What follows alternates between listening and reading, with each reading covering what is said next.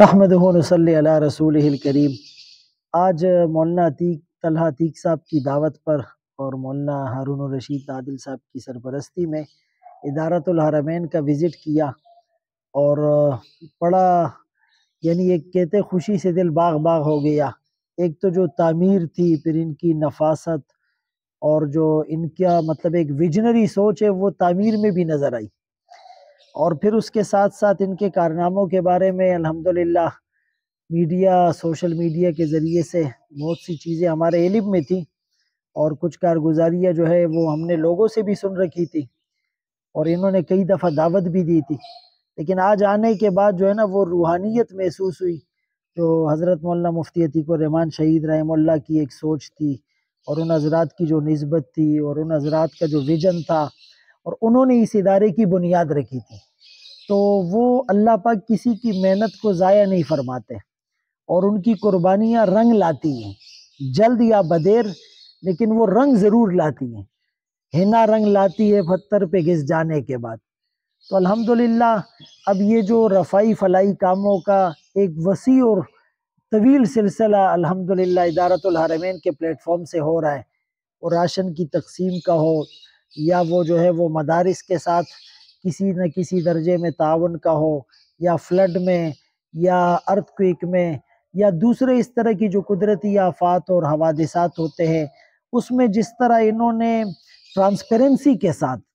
اور بڑوں کی سرپرستی میں اور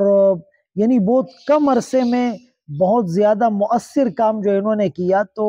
وہ ایک میکینزم تھا، اور میں یہ کہوں گا کہ ایک نیٹ ورکنگ تھی،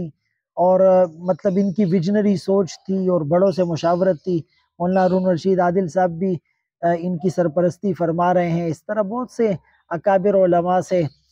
طلحہ بھائی بھی رابطے میں رہتے ہیں،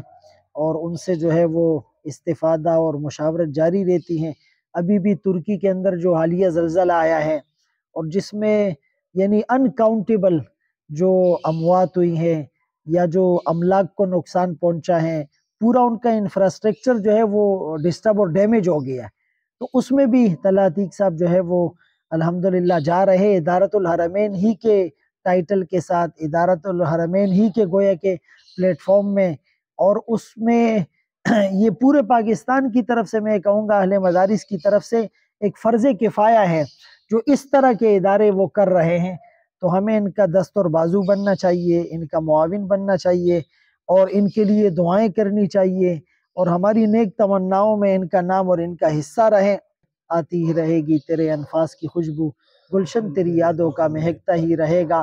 رمضان المبارک کے حوالے سے بھی جو فوڈ پیکیجز اور راشن کی ڈسٹریبیوشن کا ایک ان کا عزم مصمم ہے، 2000 گھرانوں تک راشن پہنچانا، اور 200 گھروں کی ماہانہ کفالت، وہ اس کے علاوہ ہے۔ اس کے علاوہ سیزنل بھی بہت پروجیکٹس ہوتے ہیں، تو ان سب میں انشاءاللہ اللہ پاک ان کو کامیابی نصیب کرے، ہماری یہی دعا ہے۔